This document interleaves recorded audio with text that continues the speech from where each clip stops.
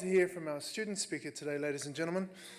And you'll read in the brief on page 15, I'll take just a comment from her page. It says, "When we seek to discover the best in others, we somehow bring out the best in ourselves."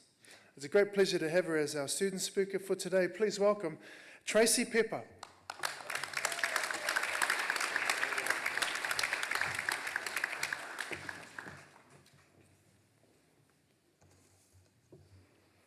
Ena mana, ena rio, rau rangatirama, tena koto, tena koto, tena koto, katoa.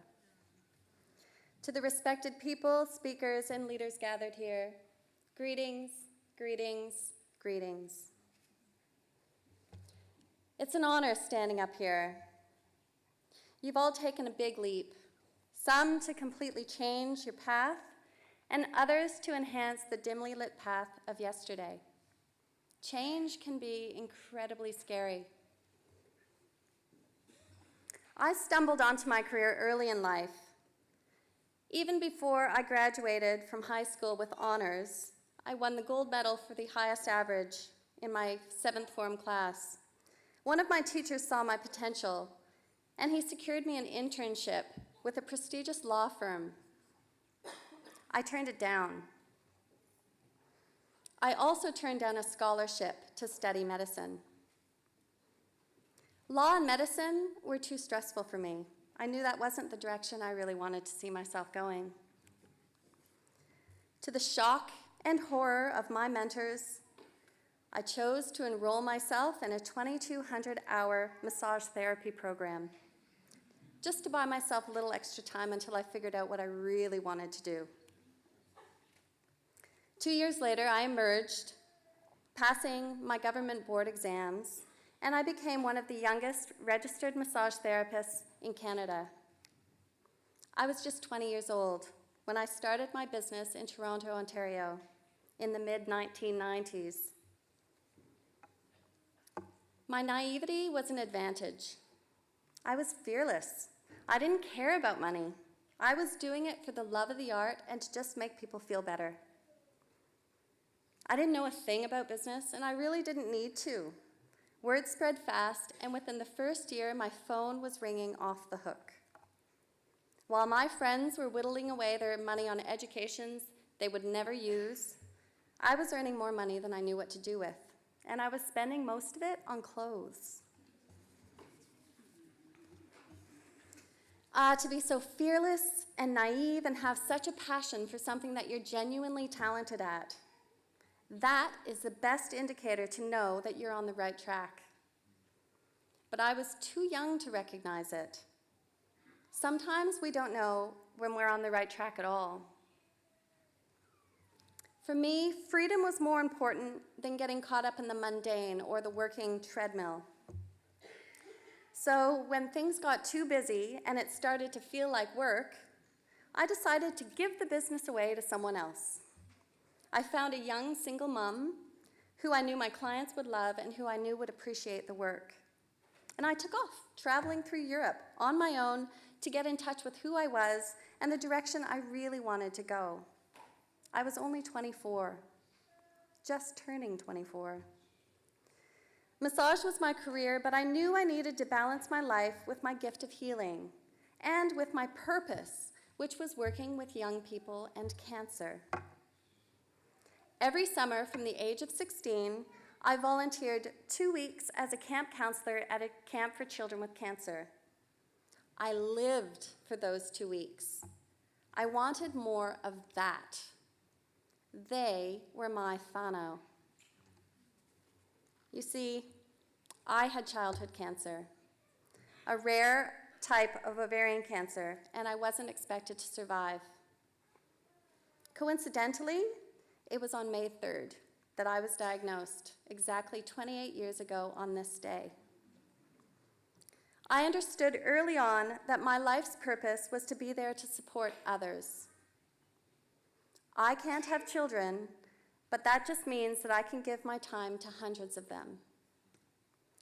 My massage business filled my wallet, but my charity work filled my soul. My lifestyle in Canada was very focused on material things.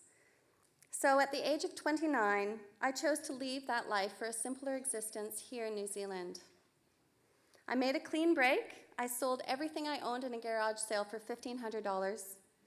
And I traveled across the globe with my cat, by the way. And that was almost about a decade ago for a brand new, fresh start. I came here with nothing, except for a sick cat. He got diabetes shortly after we arrived.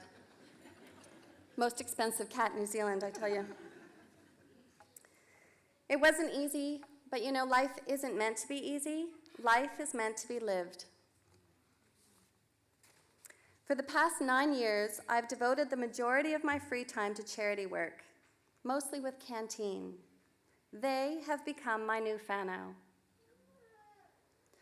I say yes to everything. My friends and family think I'm nuts. I've always lived my life a little on the edge. Some people have even remarked that I can't possibly value my time enough because I give it away so freely. But my soul feels differently. My business continues to pay the bills, but my focus is on what fills my soul. For 18 years, I ran a business without any direction, and I started to really lose interest in it. I didn't know where it was taking me, so I felt it was time to take it to the next level and create something I didn't want to just give away to someone else. Doing the certificate in small business management really gave me the tools I needed to understand just where my strengths and my weaknesses were. As you can probably figure out, money has never been a huge motivator of mine. To me, making money is just the bonus to living the life of your dreams. Having your own business should give you the satisfaction and freedom to be yourself and to share your talents. And hopefully find a way to feed your family in the process, or in my case, feed my cats and maybe buy a few new pairs of shoes. Although today it's like the jandal variety of shoes. I have fancy jandals. So after applying the modules from the course to my business, I felt an immediate sense of achievement. Each week I was making headway and completely transforming my old business model. I'd hit a rut, and now I was finally moving forward again. I added a few other passions of mine to the mix as well, yoga and meditation, because I'd been doing these things most of my life, and I'd always encouraged my clients to incorporate them into their lives. But my clients wanted me to teach them, so I thought, well, why not? Each week, I found new inspiration in others as they were exploring their own passions and taking their own fearless plunges into the unknown. Our teacher, Ra, encouraged and supported us when we got stuck or off track. I was personally surprised at the sudden fear I felt after so many years of ignorant bliss. I resisted. Not knowing how I was doing it seemed to work for me. It brought up insecurities I didn't even know I had. Ra helped to pull my head gently and encouragingly out of the sand, where I felt like I had been stuck for 1,000 years. What can I say? Some of us just work better in the dark. Ra told us at the start of the course that by the end of it, we could end up on a track we didn't even expect to take. And as the course was wrapping up and I was accepting this new journey that my business was heading towards, things suddenly were taken on a very different path. Just as Ra said, life is what happens when you're busy making plans for something else. Out of the blue, I was invited to join an expedition to climb to the summit of Mount Kilimanjaro. This is Africa's highest peak and the tallest freestanding mountain in the world.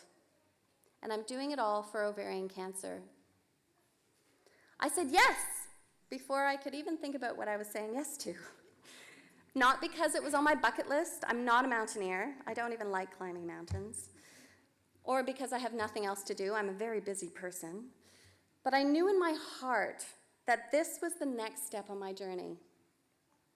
I felt that fearless excitement, knowing that this is going to take me in the direction I need to go.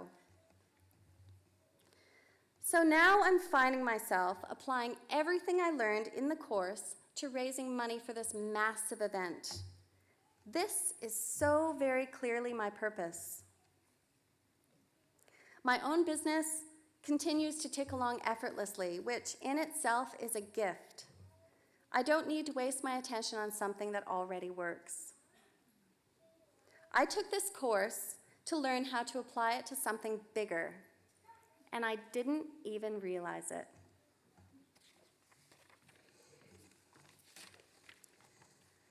Whatever you do, it should feel as though you are giving of yourself. Your heart must be in it. Otherwise, it's just another job. And those of us who run our own businesses know it can be easier working for someone else. Going in and having a 9-to-5 and a regular paycheck is a fantasy of mine, believe me. But we also know the deep satisfaction of the freedom of expression in doing what we love. It's not about money. It's not about taking. It's all about sharing and giving and being creative and passionate about what you do and possessing the knowledge to know how to get paid for it.